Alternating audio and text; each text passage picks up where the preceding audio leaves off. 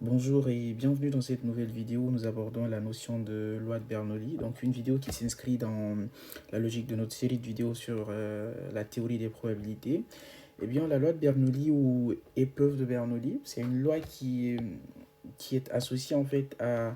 Pardon, c'est une loi qui est associée à une preuve aléatoire comportant deux issues ou deux événements élémentaires qui seront très souvent appelés succès ou échec avec probabilité P pour succès et en moins P pour échec. C'est-à-dire qu'en fait, cette loi, elle nous permet de, de caractériser une expérience aléatoire qui va comporter deux possibilités. C'est le cas d'un lancer de pièces avec deux faces, pile ou face. On va s'intéresser par exemple au fait d'obtenir pile. Et si on s'intéresse par exemple à cet événement-là, on se dira qu'obtenir pile, ça sera un succès et ne pas obtenir pile, donc en l'espèce obtenir face, c'est un échec. Ou ça peut aussi être dans le cadre d'une salle de classe où on s'intéresse à la réussite des étudiants. Un étudiant qui sera en réussite, on peut donc lui associer la notion de succès et un étudiant qui est en échec.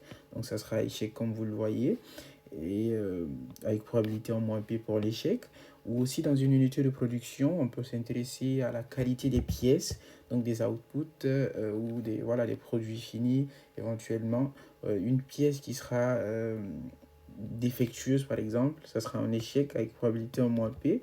Et une pièce non défectueuse, ça sera un succès avec probabilité P.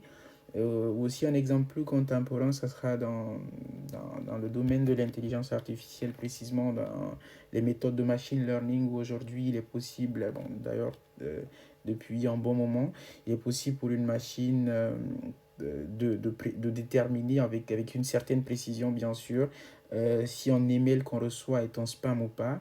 En fait, comment ça se passe si on produit, on fournit à la machine une quantité de données importante d'emails qui sont soit des spams ou pas, et la machine essaie de voir des caractéristiques liées aux emails qui ne sont pas des spams, et des caractéristiques liées à un email qui est un spam, et au final, la machine a une certaine précision dans la détermination d'un email en qualifiant soit l'email de spam ou pas. Et au final, en fait, c'est cette expérience que va réaliser in fine la machine, c'est-à-dire de déterminer si un email est un spam ou pas, ce n'est nul autre qu'une preuve de Bernoulli, parce qu'au final, lorsque la machine elle reçoit donc l'email, si elle suppose que l'email, elle va supposer que l'email n'est pas en spam, donc en succès avec probabilité P, au final on va recevoir l'email dans notre boîte de réception, ou que c'est en spam, donc échec avec probabilité en moins P, on va recevoir l'email dans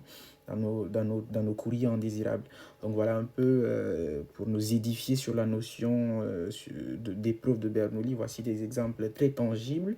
Et comme vous pouvez le voir, en fait, à cette notion de preuve de Bernoulli, on associe un univers de base qui sera constitué de deux éléments, un succès et un échec, avec probabilité P en moins P respectivement. Et en fait, cette loi, elle est utilisée pour désigner la loi de probabilité d'une variable aléatoire qui va prendre la valeur 1 ou 0, soit en succès ou en échec. Cette partie, elle est très intéressante parce qu'au final, on ne va pas se rapporter au S ou au E, mais dans les calculs, on va les caractériser par 1 et 0.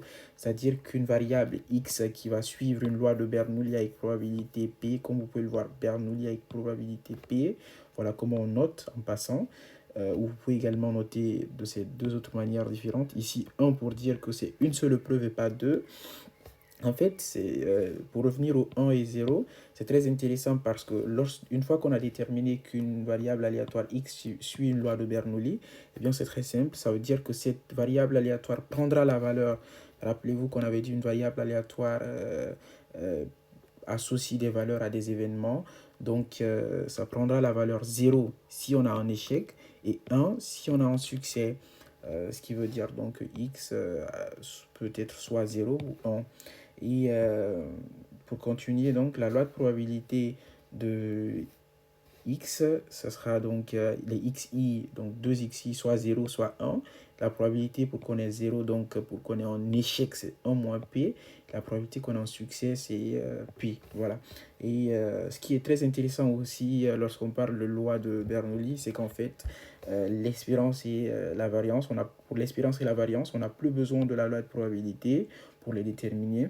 L'espérance, après démonstration, bien sûr, elle nous revient simplement à P et vous pouvez utiliser directement cette formule dans vos exercices. Une fois que vous avez une expérience qui peut être caractérisée par une loi de Bernoulli, eh bien, vous écrivez simplement que l'expérience est égale à P, c'est-à-dire la probabilité de succès. Si c'est de 1,5, vous mettez simplement espérance de x égale à P égale à 1,5 et vous encadrez. Voilà, mais tout est bon. De la même manière, pour la variance, ça sera variance de x, donc qui sera P facteur de 1 moins P. Donc, la probabilité qu'on a un succès fois la probabilité qu'on a un échec, comme vous pouvez le voir ici. Et pour finir cette vidéo, en fait, un exemple tout simple, c'est le cas d'un lancer de pièces, comme on l'a dit. Supposons que obtenir pile, ce soit un succès, et vous l'avez deviné, donc obtenir face sera un échec. Et bien, une fois que vous avez pu identifier qu'on a une expérience aléatoire qui mène à deux issues, donc soit un succès ou un échec, c'est très simple parce que vous direz qu'on a x, une variable aléatoire qui suit une loi de Bernoulli. Et une fois que cela est fait, en fait, le problème il est résolu parce qu'on dira donc que x suit la loi de Bernoulli avec probabilité P. Dans notre cas, la probabilité P, c'est la probabilité de succès. Et rappelez-vous qu'on est avec une pièce, donc il y a deux faces. La probabilité qu'on ait une des faces, elle est de 1,5. Et donc, la probabilité pour qu'on ait pile succès est de 1,5, comme vous pouvez le voir ici. Et au final, on dira donc que x suit une loi de Bernoulli avec probabilité 1,5. Et une fois qu'on a déterminé cela, eh bien, ça coule parce que l'espérance, c'est P, ça fait 1,5. La variance, c'est P facteur de 1 moins P. Ça fait 1,5 fois 1 moins 1,5, ce qui fait 1 quart. Voilà, donc tout est simple et c'est très bien. Si on arrive déjà à identifier qu'on est face à une épreuve de Bernoulli, eh bien, vous avez une facilité à déterminer tous les autres, c'est-à-dire l'espérance et la variance. Donc voilà tout ce qu'on pouvait dire jusque-là en ce qui concerne la loi de Bernoulli. J'espère que j'aurai pu éclairer la lanterne de beaucoup d'entre nous.